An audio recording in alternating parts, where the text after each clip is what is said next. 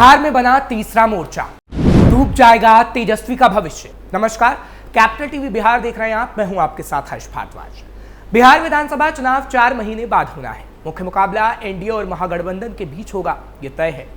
वैसे इस बार भी तीसरे मोर्चे को लेकर सस्पेंस बना हुआ है। राजनीतिक विशेषज्ञ कह रहे हैं कि जो पिछला अनुभव तीसरे मोर्चे का रहा है वो बहुत बेहतर नहीं रहा है, इसलिए तीसरे मोर्चे को लेकर इस बार अभी तक चर्चा नहीं हो रही है। लेकिन हाँ, कहा जरूर जा रहा है कि इस बार तीसरा मोर्चा जरूर देखने को मिलेगा, क्योंकि बिहार विधानसभा चुनाव में जहां एनडीए में बीजेपी, जदयू, हम, लोजपा, रामविलास और राष्ट्रीय लोक मोर्चा 5 दल हैं, वहीं महागठबंधन में राजद, कांग्रेस, वीआईपी के साथ 3 वामपंथी दल भी हैं, यानी कुल 6 दल हैं। पशुपति पारस भी आना चाहते हैं, आ गए तो 7 दल हो जाएंगे। लड़ाई इनके बीच ही होना है, लेकिन तीसरे मोर्चे की भी चर्चा समय समय पर होती रहती है। विधानसभा चुनाव के लिए ताल ठोक रहे कई छोटे दल। इस बार के विधानसभा चुनाव के लिए कई छोटे दल ताल ठोक रहे हैं। प्रशांत किशोर की पार्टी जनसुराज 243 सीटों पर लड़ने की तैयारी कर रही है। मायावती की बसपा भी 243 सीटों पर तैयारी कर रही है। असदुद्दीन ओवैसी की पार्टी एआईएमआईएम 100 सीटों पर तैयारी कर रही है। इसके अलावा कई छोटे दल भी मैदान में हैं, जिसमें शिवदीप लांडे की पार्टी हिंद सेना है, जिसने सभी सीटों पर चुनाव लड़ने की बात कही है। अरविंद केजरीवाल की पार्टी भी मैदान में है, जिसने सभी 243 सीटों पर लड़ने की बात कह डाली है। दरअसल पिछले 2 विधानसभा चुनाव की चर्चा करें तो 2015 और 2020 में एनडीए और महागठबंधन के बीच ही मुकाबला हुआ। हालांकि कई सीटों पर तीसरा मोर्चा ने खेल बिगाड़ा था। 2015 में 6 दलों ने मिलकर समाजवादी धर्मनिरपेक्ष नाम का तीसरा मोर्चा बनाया था, लेकिन सफल नहीं रहा। 2015 में जिन 6 पार्टियों ने मोर्चा बनाया था, उसमें लालू प्रसाद यादव से नाराज होकर समाजवादी पार्टी भी शामिल थी और शरद यादव की पार्टी भी। 6 दलों में सबसे ज्यादा सीट पर मुलायम सिंह की पार्टी समाजवादी पार्टी 85 सीटों पर चुनाव लड़ी थी। समाजवादी पार्टी एक भी सीट नहीं जीत पाई थी। वोट प्रतिशत भी 1.83 रहा था। प्रमुख पार्टियों में एनसीपी भी थी, जो 40 सीटों पर लड़ी, लेकिन एक भी सीट पर उम्मीदवार जीत नहीं पाए। एनसीपी का वोट प्रतिशत भी 2.82 रहा था। 2015 में महागठबंधन में नीतीश लालू साथ लड़े थे, जहां जदयू को 71 सीट पर जीत मिली, तो वहीं राजद को 80 सीट पर जीत मिली थी। इसके अलावा कांग्रेस 27 सीटों पर चुनाव जीती। इसके साथ प्रचंड बहुमत के साथ महागठबंधन ने सरकार बनाया। बीजेपी 157 सीटों पर लड़ी थी, महज 53 सीट ही जीत पाई। 2015 विधानसभा चुनाव में 4 निर्दलीय भी चुनाव जीत कर आए थे। वैसे तीसरे मोर्चे की बात करें तो इसमें शामिल सभी 6 दलों में से ज्यादातर उम्मीदवारों की जमानत ही जब्त हो गई थी, क्योंकि तीसरे मोर्चे में बीच में ही खटपट पैदा हो गई थी। राष्ट्रवादी कांग्रेस पार्टी नाराज होकर अकेले चुनाव लड़ने की घोषणा कर बैठी। 2020 के विधानसभा चुनाव में भी बना था तीसरा मोर्चा। 2020 में भी तीसरा मोर्चा ग्रैंड डेमोक्रेटिक सेक्युलर फ्रंट यानी GDSF बनाया गया। उपेंद्र कुशवाहा के नेतृत्व में तीसरा मोर्चा का गठन किया गया था। इसमें 6 दल शामिल थे। उपेंद्र कुशवाहा के साथ ओवैसी की पार्टी एआईएमआईएम और मायावती की बीएसपी भी शामिल थी।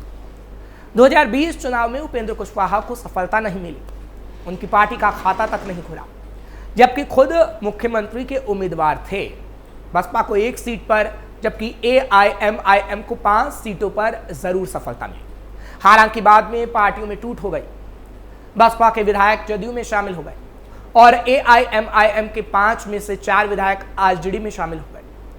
उपेंद्र कुशवाहा की पार्टी रालोसपा और तीसरा मोर्चा के अन्य घटक दलों का स्ट्राइक रेट बहुत अच्छा नहीं रहा। यहां तक कि नोटा से भी कम वोट मिला।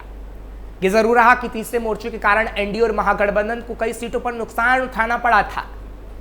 आंकड़ों की बात करें तो रालोसपा को इस बार 1.77% ही वोट हासिल हुआ था, जबकि नोटा के पक्ष में भी लगभग इतने ही लोग थे। बिहार चुनाव 2020 में 1.68% लोगों ने किसी भी उम्मीदवार को समर्थन नहीं देने का फैसला कर नोटा का बटन दबाया था। वहीं तीसरे मोर्चे में शामिल एआईएमआईएम ने 1.24%, तो बीएसपी ने कुल मतदाताओं में 1.49% का समर्थन हासिल किया था। इस विधानसभा चुनाव में बनेगा तीसरा मोर्चा। पिछले कई चुनावों में बिहार में तीसरा मोर्चा जरूर बना है, लेकिन उसे खासा फायदा होता हुआ नजर नहीं आया और इस बार भी तीसरा मोर्चा बनने के कयास लगाए जा रहे हैं। हालांकि मायावती की पार्टी बसपा ने अकेले लड़ने का ऐलान किया है।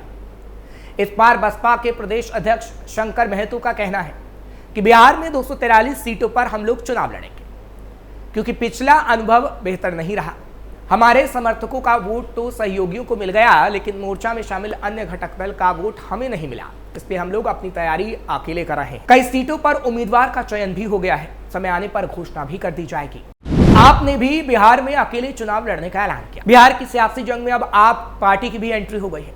वो भी बिहार विधानसभा की 243 सीटों पर चुनाव लड़ने का संकल्प ले चुकी है और इस धमाकेदार एंट्री के नायक कोई और नहीं बल्कि दिल्ली के पूर्व मुख्यमंत्री खुद अरविंद केजरीवाल ही हैं। आम आदमी पार्टी जिस संकल्प के साथ चुनावी जंग में उतर रही है, वो इंडिया गठबंधन के टूट जाने के संदेश के साथ महागठबंधन के नायक तेजस्वी यादव के लिए भी ठीक नहीं है। इस टूट का सीधा फायदा बिहार चुनाव में राज्य की नीतीश यानी एनडीए सरकार को होने जा रहा है। आम आदमी पार्टी ने बिहार विधानसभा चुनाव के ऐन मौके पर खुद को इंडिया गठबंधन से अलग कर विपक्ष के रणनीतिकारों को चौंका डाला है और कहा जा रहा है कि वो तीसरे फ्रंट में शामिल भी हो सकते हैं।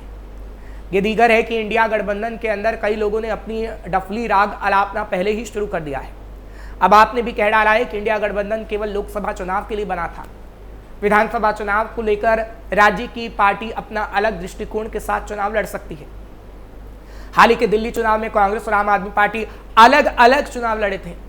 राजनीतिज्ञों की माने तो समग्रता में आम आदमी पार्टी के उम्मीदवार के 243 सीटों पर तत्कालीन रूप से लगता है कि महागठबंधन के वोटों में बिखराव हो सकता है। इसका सीधा फायदा एनडीए को हो सकता है, क्योंकि दिल्ली विधानसभा चुनाव में भी आम आदमी पार्टी और कांग्रेस का अलग अलग चुनाव लड़ना बीजेपी की सरकार बनने का एक मुख्य कारण बना था। बिहार में भी आपका अलग होना महागठबंधन के वोट विभाजन का कारण बन सकता है। हालांकि बिखराव तब और स्पष्ट होगा जब आम आदमी पार्टी उम्मीदवारों की घोषणा करेगी, क्योंकि बिहार के जातीय समीकरणों में आम आदमी पार्टी के सोशल इंजीनियरिंग के साथ उम्मीदवार उतारेगी, वे वोट बंटवारे का कारण होगा। और क्या महागठबंधन से अलग होकर अब तीसरे फ्रंट में भी आप शामिल होगी, ये भी देखने वाली बात होगी। पीके के चुनावों को लेकर पूरी तैयारी। इधर प्रशांत किशोर की पार्टी जनसुराज के प्रवक्ता संजय त्रिपाठी का कहना है कि हम लोग किसी से समझौता नहीं करेंगे, अकेले दम पर चुनाव लड़ेंगे। कई दल संपर्क कर रहे हैं, लेकिन सभी 243 सीटों पर हम लोगों की तैयारी है। हम लोग पूरी ताकत लगा रहे हैं। अब इसलिए ही ये कहा जा रहा है कि अभी तक तीसरे मोर्चे का ऐलान इसलिए नहीं हुआ है क्योंकि बिहार में कभी भी तीसरे मोर्चे ने अपनी पहचान ही नहीं बना पाई है। यही कारण है कि इस बार छोटे दल अकेले चुनाव लड़ने की बात कह रहे हैं। तीसरा मोर्चा पर अभी भी सस्पेंस। बिहार विधानसभा चुनाव में तीसरा मोर्चा बनेगा कि नहीं, ये बड़ा सवाल है। वैसे चुनाव में अभी 4 महीने का समय है। कई छोटे दल अपनी संभावना भी तलाश रहे हैं। तो वहीं सीट बंटवारे में महागठबंधन और एनडीए में विवाद हुआ तो कुछ दल वहां से बाहर निकल सकते हैं। तब तीसरे मोर्चे का आकार बिहार में देखने को मिल सकता है। फिलहाल छोटे दल भी महागठबंधन और एनडीए से ही तालमेल करने की कोशिश कर रहे हैं। पशुपति पारस भी महागठबंधन के साथ तालमेल करना चाहते हैं। वहीं AIMIM भी महागठबंधन से ही समझौता करने की कोशिश में लगी है। पिछले दिनों RCP सिंह ने अपनी पार्टी का विलय प्रशांत किशोर की पार्टी में कर दिया था। पड़ोसी राज्य झारखंड की पार्टी झारखंड मुक्ति मोर्चा भी महागठबंधन से तालमेल की कोशिश में है। ऐसे में सबकी नजर है कि प्रशांत किशोर, असदुद्दीन ओवैसी, अरविंद केजरीवाल और मायावती का बिहार में क्या रुख होता है और क्या ये सब मिलकर क्या एक तीसरा मोर्चा बनाते हैं जब ये कह चुके हैं कि हम अकेले लड़ेंगे, या फिर नहीं, क्योंकि चुनाव बेहद नजदीक है और फैसला सभी को जल्द लेना होगा। फिलहाल ये आपको खबर कैसी लगी कमेंट सेक्शन में जरूर बताएं। खबर को लाइक शेयर करें, कैपिटल टीवी को सब्सक्राइब करना मत भूलें।